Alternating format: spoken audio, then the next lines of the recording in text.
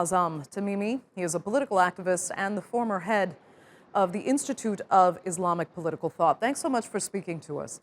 First of all, where do you think these protests are going? Do you expect to see a growing movement here that might influence some decision makers in Washington?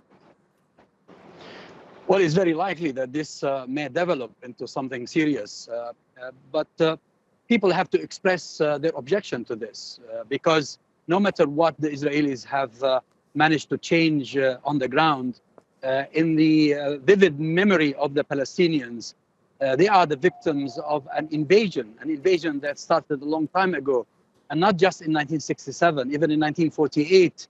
And therefore, what really is happening today is that the U.S. administration is telling the Palestinians, you have to do something yourselves if you want your rights back, if you want to go back home.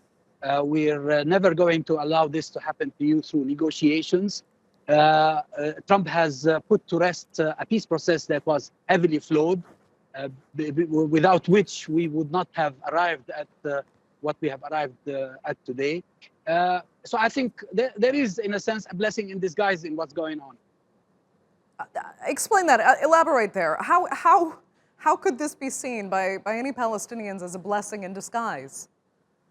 You see, the PLO and its leadership has deluded a proportion of the Palestinians that they could take them back home and restore their rights through negotiating with the Zionists.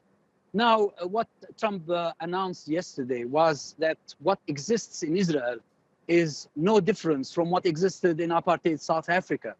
And therefore, the only way to peace is to dismantle a racist regime called Zionism, just as apartheid South Africa was dismantled in order for peace to be achieved. And therefore, the Palestinians now learn the lesson. The lesson is resistance. There is nothing else, really. I think, though, the difference with the apartheid regime is you never saw the apartheid leaders stand side by side with the most powerful leader in the world, claiming full support and belief in the system, in this case, the Israeli system, and full support even going back. You brought up 1948. Trump very clearly said that now is the Palestinians' opportunity to apologize for the mistake made in 1948 by their refusal to recognize the state of Israel.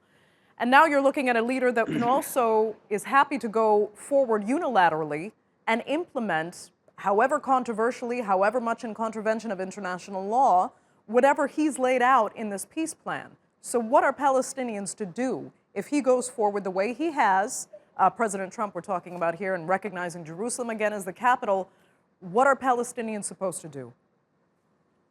Well, there was a time when the superpowers, including the United States of America, sided by the apartheid regime in South Africa. There was a time when Margaret Thatcher said that Nelson Mandela would never be allowed to set foot in Great Britain.